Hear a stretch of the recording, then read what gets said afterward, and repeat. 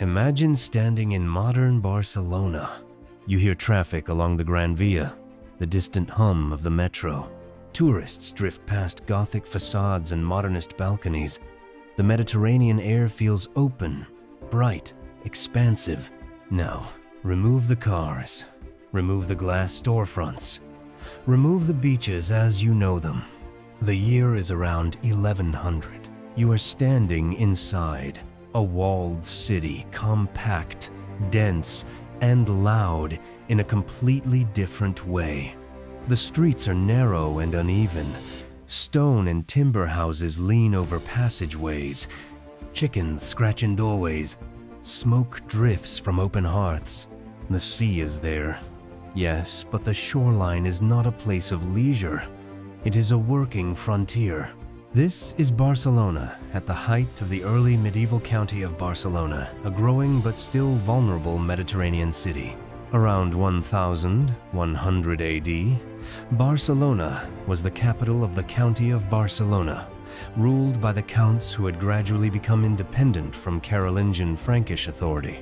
By this time, Count Ramon Berenguer III was consolidating power, expanding influence into Provence, and strengthening ties across the Mediterranean. Barcelona was no longer just a defensive frontier town against Al-Andalus, as it had been in earlier centuries. The Muslim-Christian frontier had shifted southward. The city was becoming more secure, but security did not mean comfort. The population was likely between 10,000 and 20,000 people, far smaller than modern Barcelona's millions, yet significant by medieval standards. The city was still largely confined within Roman walls built nearly 1,000 years earlier, those walls thick, rectangular, reinforced with towers were not symbolic ruins. They were essential infrastructure. If you walk through the modern Barri Gothic today, parts of those Roman foundations are still visible. In 1100, they defined daily life. Barcelona in 1100 was compact.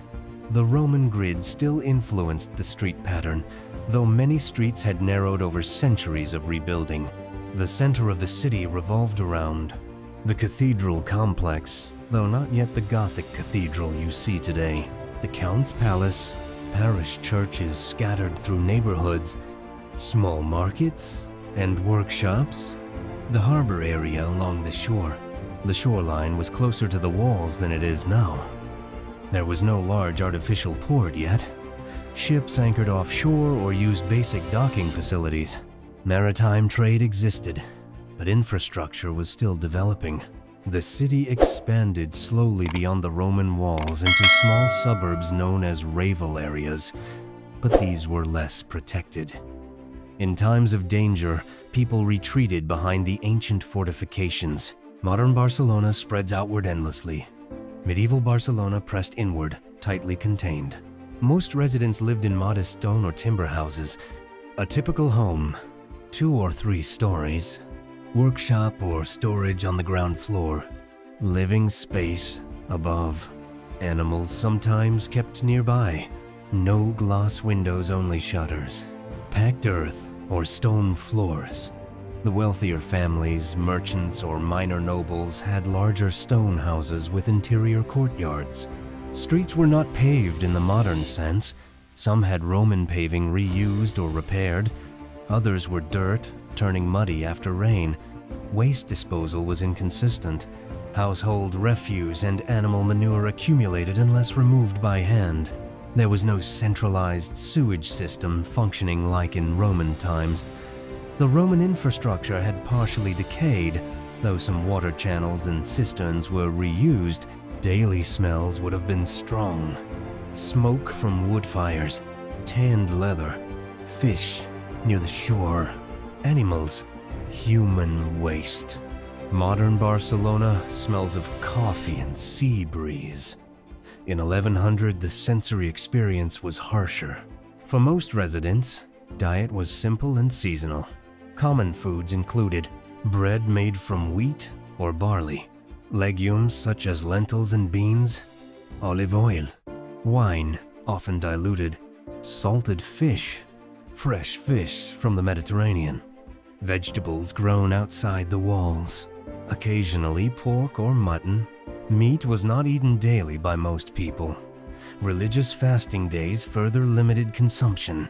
Markets operated regularly, where farmers from nearby rural areas brought produce. Barcelona depended heavily on its surrounding countryside. Grain, wine, livestock all flowed into the city through gates in the Roman walls. Unlike modern global supply chains, food shortages were real threats. A bad harvest could cause sharp price increases and hunger. By 1100, Barcelona's economy was becoming more dynamic. Key occupations included artisans, blacksmiths, carpenters, masons, weavers and textile workers, shipbuilders, fishermen, merchants, clergy, small-scale traders. The Mediterranean trade network was expanding. Catalan merchants traded with southern France, Italian city-states, Muslim territories in Al-Andalus, North Africa. Trade was pragmatic. Despite religious divisions, economic exchange continued across political boundaries.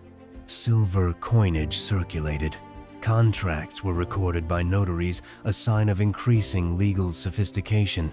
The use of written documentation was growing, influenced by Roman legal traditions and church administration. If you compare this to earlier centuries, say Barcelona in 800, the difference is clear. The city in 1100 was more commercially confident and legally organized.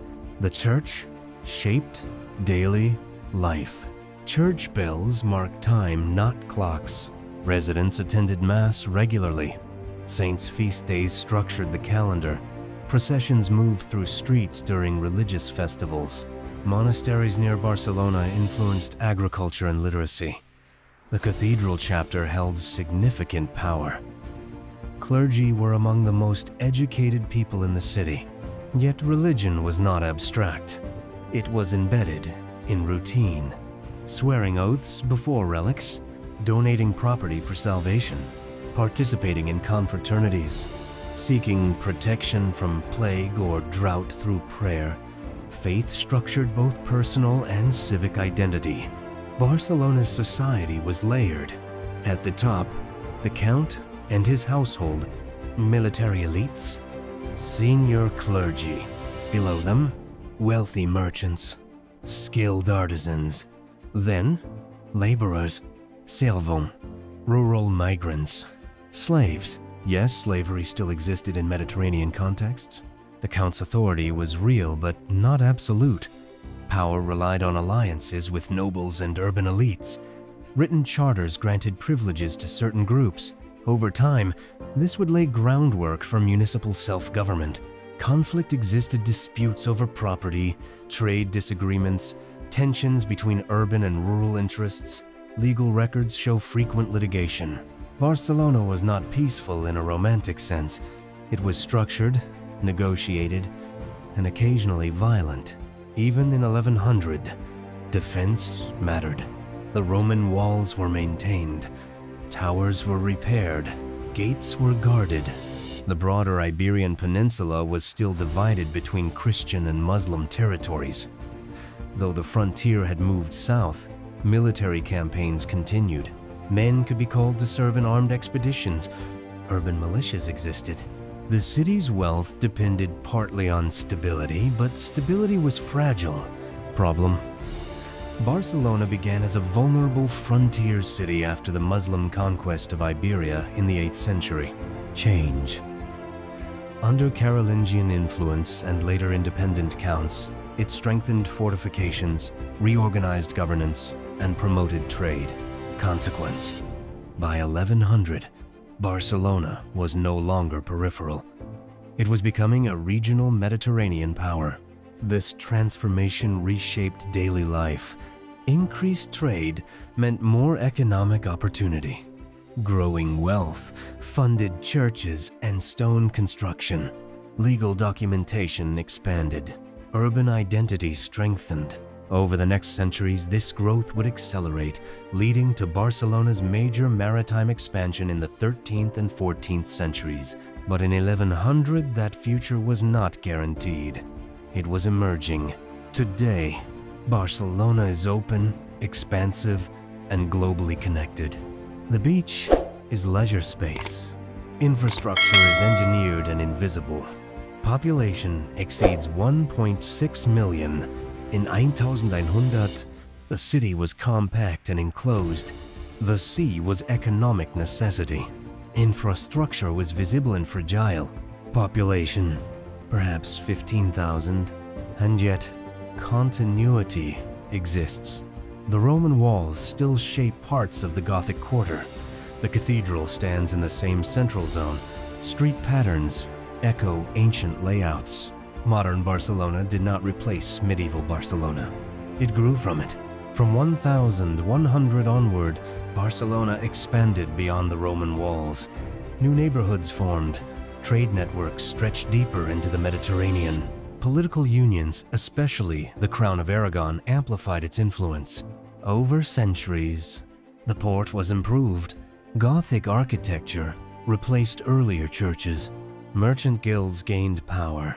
Urban institutions matured. The compact, fortified city of 1100 became the seat of a maritime empire. But if you stood in Barcelona in 1100, you would not see empire.